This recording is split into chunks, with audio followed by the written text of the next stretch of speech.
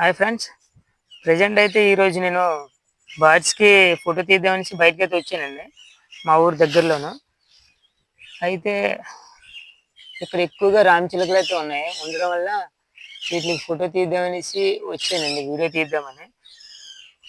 అయితే ఇదండి చూడండి ఒకసారి, ఫ్రంట్ క్యామ్తో చూపెడతాను. ఇదండి ఈ బొర్రలు కనబడుతున్నాయి కదండి, వీటిలోనే అవి గూడులు పెట్టుకున్నాయి. అయితే ఆ బొర అంత పైన ఉంది కదండి, చూపెడతాను బ్యాక్ క్యామ్తో మీకు. ఇదండి రామచిలక అయితే అంత పైన నుంచి ఇలాగ ఇదంతా మొత్తం అంతా ఏం లేదు, డొల్లే.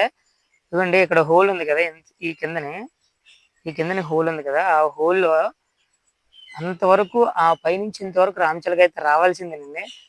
దాని కిందని లోపలైతే ఫ్లాష్ వేసి చూశాను, లైట్ వేసి చూస్తే, ఫ్లాష్ లైట్ వేసి చూస్తే 2 గుడ్లు అయితే ఉన్నాయండి రామచిలకవి. దాని వెంట్రుకలు కూడా పక్క పక్కనే ఉన్నాయి. ఒకసారి మీకు చూపెడతాను చూడండి లైవ్ లో. నేనైతే స్టన్ అయిపోయానండి, ఇంత కింద వరకు బొర అయితే ఉందంటే గ్రేట్. ఫస్ట్ టైము నేనైతే అంత పైనుంచి కింద వరకు రామచిలక అలా వస్తూ మళ్ళీ పైకి వెళ్ళాలి. చాలా బాగుందండి, మీకు చూపెడతానండి. అది గూడైతే చూడండి, అందులో అయితే ఎగ్స్ వైట్ కలర్ లోనే ఉన్నాయి, రామచిలకవి ఎగ్స్ 2 అయితే ఉన్నాయి. అయితే చూడండి మీకు చూపెడతాను, ఓకేనా.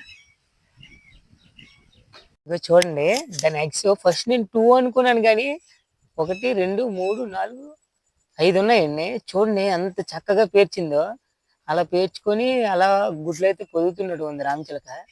ఎక్సలెంట్ కదండి, ఇంత కింద వరకు వచ్చాయంటే సూపర్. నాకైతే ఆశ్చర్యం వేసింది బాగానే.